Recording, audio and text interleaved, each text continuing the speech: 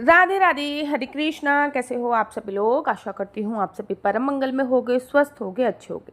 आप लोगों को पता है कि 19 तारीख से नवरात्रे प्रारंभ हो रहे हैं। 19 तारीख को हम लोगों का हिंदू नववर्ष भी है, तो 19 तारीख को ही होगी घट स्थापना।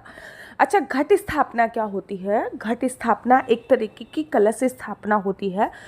कलश में सभी देवी देवताओं का वास मानकर हम लोग कलश को स्थापना करते हैं।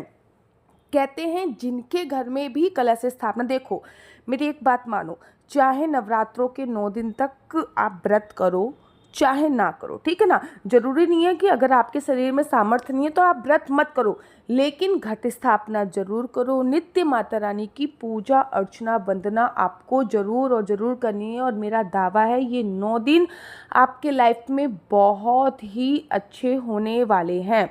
आप लोगों को पता है कि 19 तारीख को नवरात्र प्रारंभ है और 19 तारीख को ही घट स्थापना कलश स्थापना होगी। पहली बात तो हमारी जो मिट्टी होती है, ठीक है ना, उसमें पंच तत्व विद्यमान होते हैं। और मैं हमेशा कहती हूँ घट स्थापना के लिए मिट्टी का ही कलश लीजिए। आप तांबे का भी ले सकते हो, स्टील का भी ले सकते हो, लेकिन मिट्टी का सबसे सर्वोत्तम होता है। और मैं हमेशा कहती हूँ कि घट स्थापना के लिए मिट्टी का कलश ही आपको लेना चाहिए। मिट्टी का कलश एक रात पहले पानी में डाल दीजिए, ताकि जो हम उसमें चीज़ें डालें वो पानी कम सोखे। एक रात पहले पानी में डाल देंगे, जैसे कि 18 तारीख को हमारा नवरात्रा प्रारंभ होगा, तो 19 तारीख से हमारा नवरात्रा प्रारंभ होगा, तो हम 18 तारीख को ही उस कलश को पानी में एक रात पहले पूरा ही डाल देंगे। उसके बाद अगले दिन सुबह सुबह उस कलश को निकालेंगे।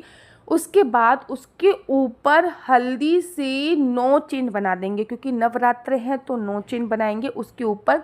उसके बीच में स्वास्तिक बना देंगे। आपको तरह तरह की रंगोली आती हैं तो आप तरह तरह की रंगोली बना सकते हैं। बेसिकली मेरा हाथ रंगोली में बहुत कमज़ोर है, तो मैं क्या करती हूँ कि कलश का जो मुंह होता है ना, उसके ऊपर हल्दी से 9 बिंदी बनाती हूँ, क्योंकि नवरात्र हैं। और उसके बाद रोली जो होती है, रोली से 9 बिंदी बना देती हूँ और फिर स्वास्तिक बना देती हूँ। ये कार्य मैं अवश्य और अवश्य करती हूँ। अब जब भी आप घट स्थापना करो, बड़े सारे लोग क्या करते हैं कि जो बोते हैं ना, उस बर्तन में ही घट स्थापना कर देते हैं। घट स्थापना का बर्तन और जौ का बर्तन दोनों अलग अलग ही होना चाहिए, क्योंकि जब आप घट स्थापना कर रहे हो, जिस बर्तन में आप जौ बो रहे हो, वो लोटे के भार से जो होते हैं वो नीचे गिरने लगते हैं, इसलिए जौ का बर्तन अलग रखें और कलश स्थापना का जो बर्तन है वो आपको अलग रखना होता है। कलश स्थापना चौकी पे भी कर सकते हैं, जो आप नीचे भी बो सकते हो। कलश स्थापना से पहले सबसे पहले चावल जरूर रखें। सबसे पहले तो आप चौकी लगाओगे, ठीक है ना। चौकी लगाने के बाद जैसे कि लाल कपड़ा पीला कपड़ा आप लोगों ने बिछा लिया, उसके ऊपर थोड़ा सा चावल रखें। अब आप राइट दिशा में करें दीदी, लेफ्ट दिशा में करें, पूरब में करें, पश्चिम में करें, अरे भाई सिंपल सा एक मेथड याद कर लो।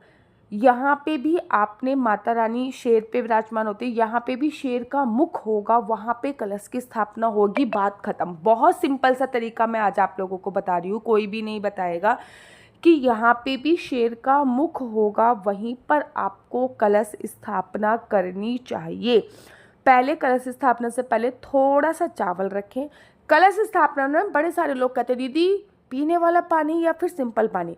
भगवान की पूजा अर्चना वंदना में हमेशा पीने वाले पानी का ही उपयोग किया जाता है, तो पीने वाले पानी को ही आपको लेना है। पीले कलश में पीने वाला पानी भर लीजिए।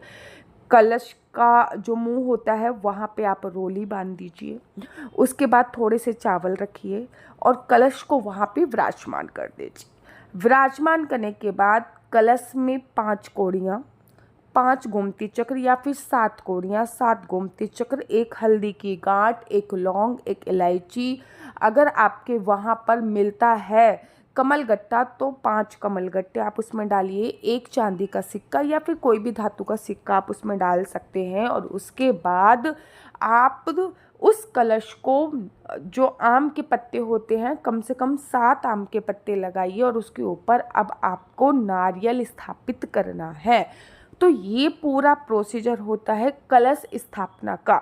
जब हम कलश स्थापना में ये सामग्री डालते हैं तो हम सभी देवी देवताओं का आह्वान करते हैं। जब भी आप ये सामग्री डालें तो जय माता की बोलते हुए सभी देवी देवताओं का आह्वान करते हुए दोबारा बताती हूँ, नीचे चावल होंगे, उसके ऊपर कलश होएगा, कलश के अंदर हल्दी की गांठ होएगी, कलश के अंदर गोमती चक्र होंगे, कलश के अंदर कोड़ियाँ होंगी, कलश के अंदर कमलगट्टा होगा, कलश के अंदर आपका चांदी का सिक्का होगा। कलश के अंदर आप लोगों को जो आप पत्ते डालते हो ना, जैसे कि आप आम के पत्ते डाल रहे हो, ठीक है ना, तो टहनी के साथ डालिए, वो जल्दी से सूखेंगे नहीं। अब टहनी से अलग अलग करके पत्ते डालते हो ना, तो वो जल्दी से सूख जाते हैं। जब आप टहनी के साथ डालोगे तो वो सूखते नहीं हैं। और उसके ऊपर नारियल आपको रखना है। नारियल में भी मोली या माता रानी की चुन्नी आप लोगों को लगानी होती है, और हस्बैंड वाइफ दोनों मिलकर वो नारियल रखिए। अब आपकी ये कलश स्थापना होगी। अब कलश में हल्का सा गंगा जल छिड़क के, मतलब जब कलश स्थापना हल्का सा गंगा जल छिड़क के सभी देवी देवताओं का आह्वान करना है। जब आप डेली पूजा अर्चना वंदना कर रहे हो, नित्य नियम में जब आप पूजा अर्चना वंदना कर रहे हो, तो इस कलश को धूप दीप आपको डेली दिखाना है, इसको हिलाना नहीं है। इस बात का आपको ध्यान रखना होता है। कलश माता रानी की चौकी पे ही स्थापित किया जाता है, और नवरात्रि के प्रथम दिन ही घट स्थापना, जिसको कलश स्थापना की जाती है, सबसे महत्वपूर्ण होती है। 19 मार्च को चैत्र नवरात्रि के प्रथम दिन कलश स्थापना की जाएगी। याद रखो, जो हमारा प्रतिपदा तिथि होती है, प्रतिपदा से ही हमेशा नवरात्र प्रारंभ होते हैं, तो वो 6:52 से प्रारंभ हो रही है। तो उससे पहले आप कलश स्थापना मत कीजिए। लोग कहते हैं 4 बजे भी कर सकते हैं, 5 बजे भी, उससे पहले अमावस्या है, और अमावस्या पर कलश स्थापना नहीं होती है। तो कलश स्थापना का जो 2 शुभ मुहूर्त बहुत अच्छे हैं। एक तो 6:52 से प्रारंभ होगा, और 7:45 तक होने वाला है। मोटा मोटा 50 मिनट का शुभ मुहूर्त आपको प्राप्त हो रहा है। दूसरा जो शुभ मुहूर्त है वो अभिजीत मुहूर्त है, वो 12:05 से प्रारंभ होगा, और 12:55 तक होने वाला है। और इसमें भी आपको लगभग 50 मिनट के आसपास का समय मिल रहा है।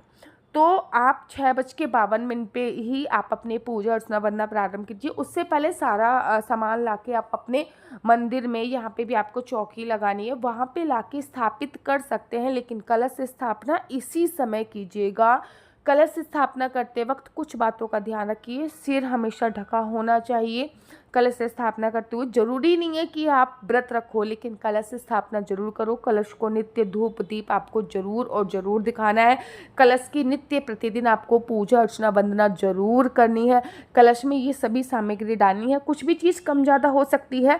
और कलश में अगर आप थोड़ा सा इत्र डाल देते हो, क्योंकि माता रानी को इत्र बहुत बहुत ज़्यादा प्रिय होता है, तो माता रानी की कृपा आप पर बनी रहती है। तो 19 मार्च को आप लोगों को कलश स्थापना करना है। मेरा नंबर आपको ना नीचे स्क्रीन पे दिख रहा होगा। मेरा नंबर है 4/9-20-25-65। I repeat again, 4/9-20-25-65। आपका बच्चा जॉब करेगा या बिजनेस करेगा?